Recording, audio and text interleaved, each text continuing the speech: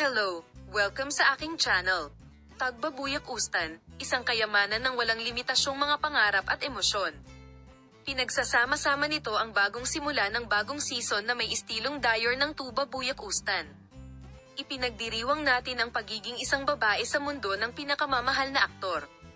Ang aktres na si Tuba Buyak Ustan, na nagsasaliksik sa sarili, sa kanyang mga damdamin at mga kagustuhan ng may pananabik, na para bang nagbubukas ng isang treasure chest, ay lumilipad ng may pag-usisa sa mga bagong karanasan ng hindi sumusuko sa kanyang mga pangarap. Kapag ibinahagi niya sa amin ang mahihirap na panahon ng kanyang paglalakbay bilang isang aktres, sabi niya, naiintindihan namin kung gaano karaming mga karaniwang mensahe ang mayroon siya sa mga code na nakatago sa koleksyon ng tagsibol ng Tag-init 2024. Nag-type ako ng Tuba Buyak Ustan sa XC Dictionary at tiningnan ang huling entry tungkol sa iyo.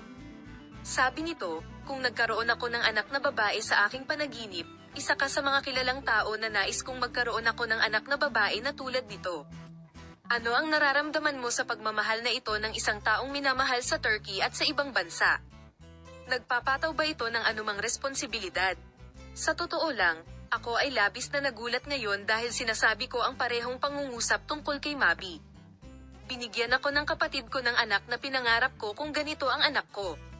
Ito ay isang napakasaya at kakaibang pakiramdam na ang taong ito ay sumulat ng parehong bagay sa akin at ang mga tao ay sobrang nagmamalasakit at nagmamahal sa akin sa lahat ng oras na ito.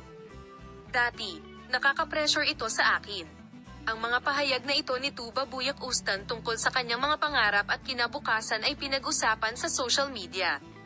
Minamahal na mga manunood, paalam na makita ka sa mga bagong video mula sa amin sa ngayon.